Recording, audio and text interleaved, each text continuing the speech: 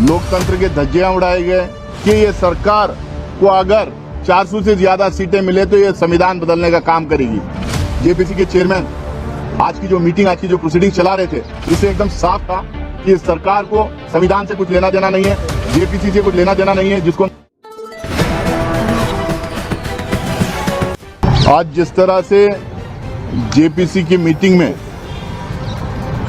लोकतंत्र के धज्जियां उड़ाए गए, संविधान को बरकरार रखा गया, किया गया, और जिस तरह से जेपीसी के चेयरमैन आज की जो मीटिंग, आज की जो प्रोसीडिंग चला रहे थे, इससे एकदम साफ था कि इस सरकार को संविधान से कुछ लेना देना नहीं है, जेपीसी से कुछ लेना देना नहीं है, जिसको हम मिनी पार्लियामेंट कहते हैं, पार्लियामेंट्री प्रोसीजर से कुछ लेना देना नहीं है, अपनी मनमानी चलाना है।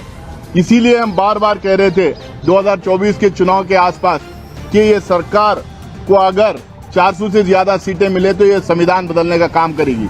ये संविधान बदलने का इनको मौका तो मिला नहीं, इनको देश की जनता इनको सबक सिखाई है, लेकिन उसके बावजूद ये बिट्स एंड पीसेस में संविधान को खत्म करने का काम कर रहे हैं। आज जिस तरह से अक़लियतों के हकूक को दबाया गया, जिस तरह से अक़लियतों को खत्म करने की एक साजिश आज की मीटिंग में की गई, उससे एकदम साफ जाहिर है कि ये सरकार किसी भी तरह से इस देश में दो तरह के लॉ लाना चाहती है।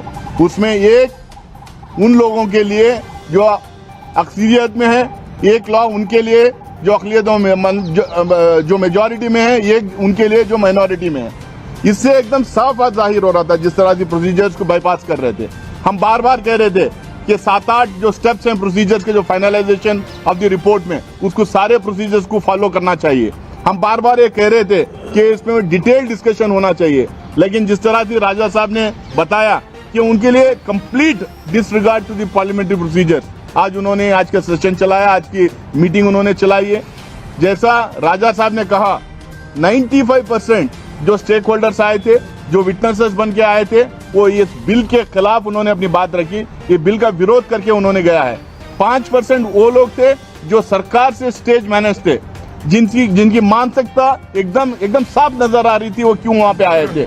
ना वो स्टेक होल्डर थे, ना उनको वक्त से कुछ लेना देना था। हम कह रहे थे कि ये 95% या 100% जो स्टेक होल्डर्स आए थे, उनके मिनट टू मिनट उनका जो मिनट्स है वो हमारे सामने रखा जाए, सारे मेंबर्स को दिया जाए, वो नहीं दिया गया। जो स्टेक होल्डर्स को हम लोगों ने सवाल जो पूछे थे, उनके जो रिप्लाईज आए थे, उसका हम लोगों ने पूछा कि उसको सारे मेंबर्स को प्रोवाइड करो, लेकिन उसका कोई खुलासा नहीं था, उसने हम लोगों को कोई उसका सर्कुलेशन नहीं किया।